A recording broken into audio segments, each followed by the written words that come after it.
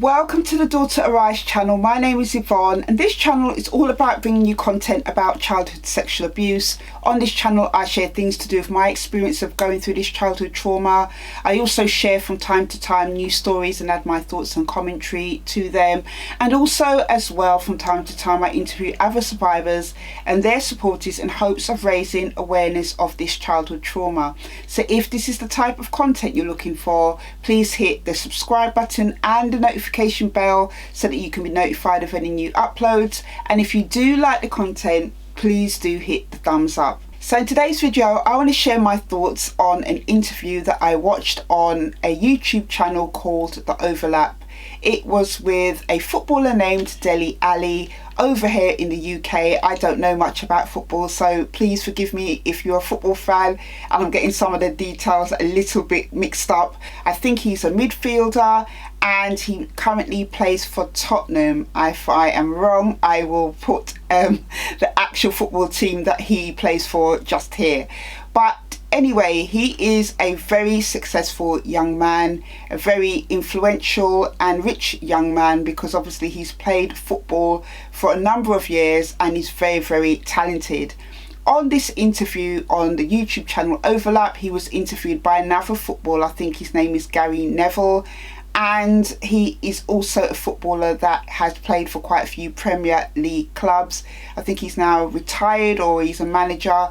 But basically the two of them sat down to talk about what has gone on with Dele Alli in his career, because apparently 2015, 2016 he was at the top of his game, but there was a period where he started to have quite a few troubles, which led to a lot of speculation in the media as to what they were. In this interview he sits down and talks with Gary Neville about the real reason behind his troubles. Now, I had seen something about this interview on Sky News last week, but I didn't have a chance, to get things together in time to put the video out then. So that's why I'm doing the video now, and I have made some notes. So if you do see me looking down, it's because I'm looking at my notebook, because this interview to me, just off the bat, was a really important interview on so many levels. Because I think that not enough is said about the effects of trauma on men and how it affects their lives and the way they process things. So to be a part of being able to listen into this, I felt was a real privilege. And I'm going to tell you a little bit about the interview. So as I mentioned, he's a world famous footballer and he's played for some, high level teams. But one of the things that Dele Alli struggled with is sleeping pill addiction. And you could even see just during the course of the interview, opening up about this on such a public platform was very difficult for him. He made, certain comments that he's not sure if he's totally ready, but he feels that if he doesn't address it, he probably never will. But he just felt that he wanted to do this because of so many speculation and lies in the media about different things to do with him and his life. And he said, like before, he would just ignore it and let them get on and write whatever they want, which is a real shame, the fact that journalists don't report properly on things. But he said usually he would just let it go and not say anything, but he felt there were some inaccuracies about certain things to do with him, and that's why he wanted to do the interview. So he talked about his pill addiction, and that he had used sleeping pills to help him to sleep. He talked about, after a, football game, coming down, the adrenaline of coming down and being able to wind down in time to get a good night's sleep was something that affected him. So he started taking sleeping pills to help him to sleep. However, then he says that after a while he was taking them not for that purpose, but was taking them for the purpose of trying to mask and suppress some of the issues and problems that he was facing. He was starting to take them in the daytime, not taking them at the right time, accessing more than he needed and for its proper use. And this had gone on for a number of years, and he said that those around him were asking questions, what is wrong? But he said he's a very closed off person and didn't trust anybody. He didn't want to tell anybody what was going on with him. what transpired is that he was trying to suppress some very difficult and hard things that he had gone through in his childhood. And one of them was being molested at the age of 6 years old by his mum's friend. So it was a family friend. His mum was an alcoholic, and this family friend would obviously have access to him when he came over. And at no point in the interview does he blame his mother for her alcoholism, but I do think it's important to understand that in relation to paedophiles, they will always look for a weak link within a family. The fact that his mother had these unfortunate issues with alcoholism meant that her awareness and her ability probably to keep her son safe and be alert as to dangers around him would have been far lower because of her alcoholism. And we know that alcohol can impair judgment and different things like that. So paedophiles are always looking for the weak link. I have dealt with cases where they've accessed children who have just one parent, a single mother. These have been like boyfriends or family friends, and have, you know, had access to abuse the child. Also, you know, through clubs and different things where the adult knows that the family unit is not strong, there's not really anybody looking out for the child, so they befriend the child and then gain access to the child that way and start to sexually abuse the child. So that was one of the things that jumped out to me, the fact that he said that his household was chaotic growing up, in the sense that his mum was always having these parties, which meant that, you know, in doing so, it left him as a young boy vulnerable to these type of situations. What he said is that a few weeks ago he, you know, checked himself into rehab for his sleeping pill addiction. And, you know, what has happened during that time is that he realized that the sleeping pills were only a thing that was just a symptom of the problem, but not actually the cause.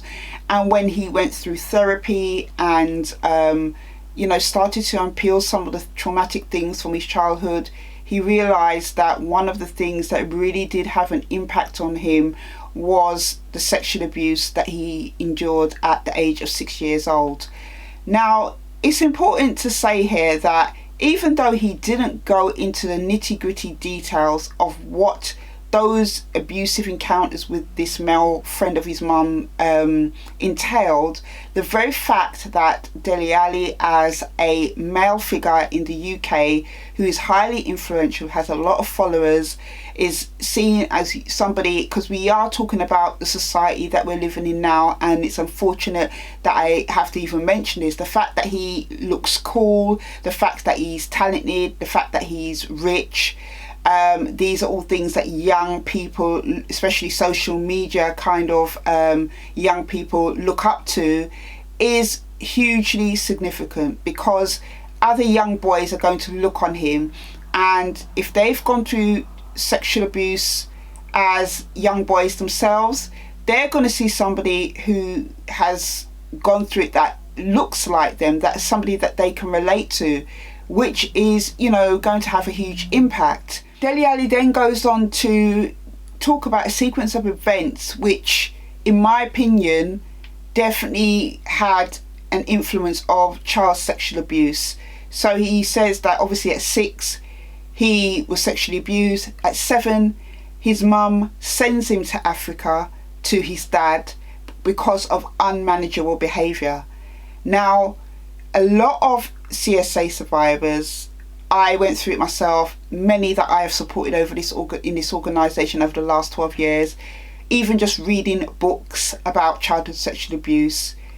If you know that information and you've gone through sexual abuse yourself, you will know that one of the main ways that CSA, which is child sexual abuse, then displays itself is in a child's behaviour.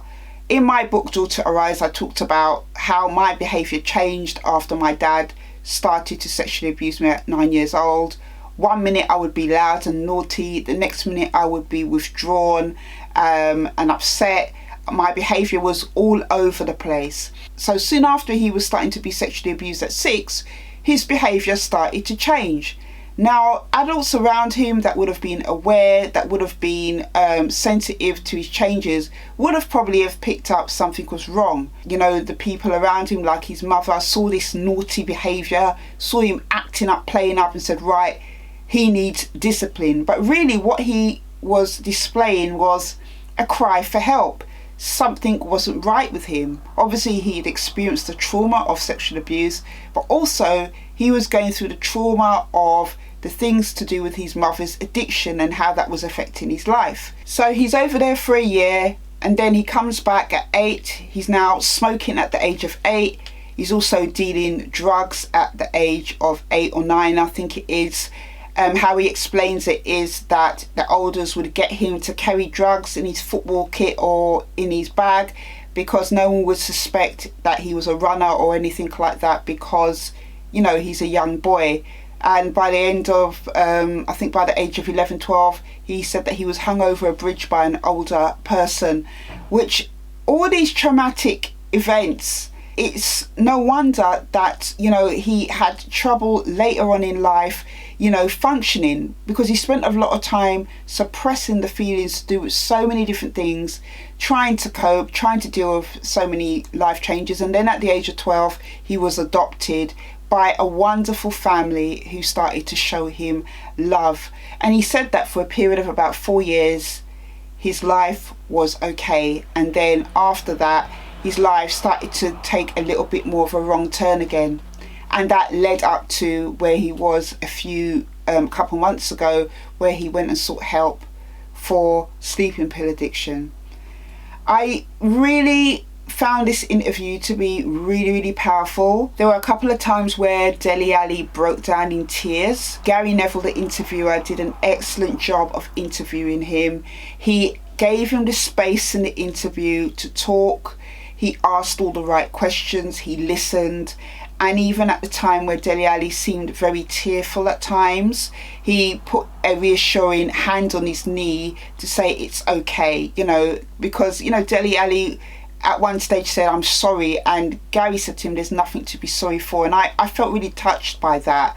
It was a really powerful visual to see this interview between two grown men having a healthy conversation about trauma, about abuse, about so many different things. And, you know, it was just so well put together.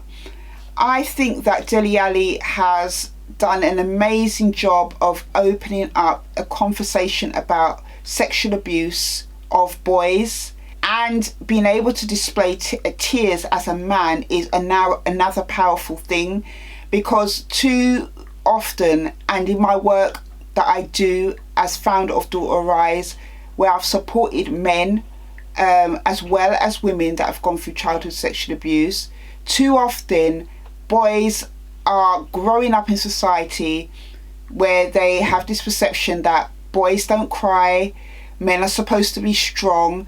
And to me, it's totally baffling, because whether we are boys or girls, we grow up from children. Boys don't grow into men from a child. We all start as babies, toddlers, children, and we go through the cycle of life. But I do notice that for male survivors, there is additional different pressures for them speaking out. They are perceived as weak, and bizarrely, even as children, as boy children, they're expected to be able to fight off or be strong and stand up against an adult, a perpetrator of their abuse. So seeing all this on this interview, Dele Alli talking about the vulnerability of him being a boy, being molested at 6 years old, and being strong enough to say that, and also showing tears, doesn't take away from the fact that he is a man.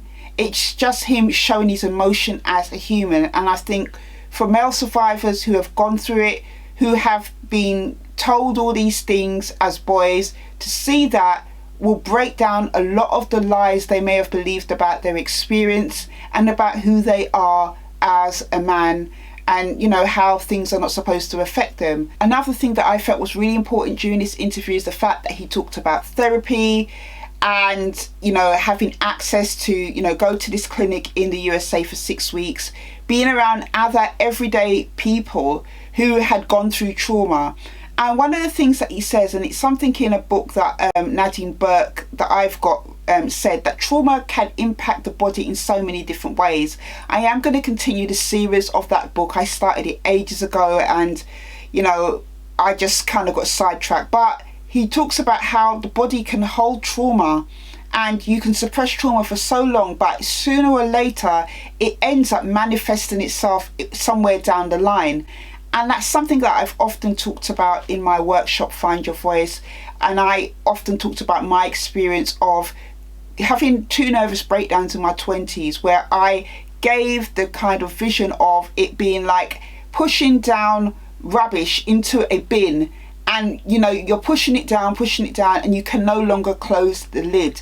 And that is a little bit like what trauma is. You suppress it for so long that you either, like myself, have a mental break, or it manifests itself in other areas of your life, in addiction, in so many different things. And he was already vulnerable to having addiction because his mother had an addiction herself. So, you know, there were so many things that he said, that how trauma affected his life, and going to therapy helped him to connect all those dots. Again, breaking that stereotype that men don't speak about things, they tough it out, they brave it out, and all that type of stuff. I commend him for his courageous action, for being brave enough to speak out. And of course he's going to get trolls, and of course he's probably going to get family members from his birth family, not his adoptive family, that says he's a liar and it never happened, because that's part and parcel of a lot of survivors' kind of experience. Once they speak out, they start getting blamed, or, you know, saying it's lies and all this stuff.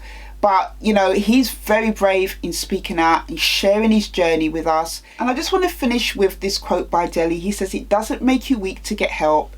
It doesn't make you weak to be vulnerable." And I think for victims and survivors of childhood sexual abuse who are still struggling to find their voice and to tell somebody about what has happened to them, this is an encouragement for you. So that was just my quick thoughts on this interview. As I said, I will leave it in the description box below. But until the next video, take care.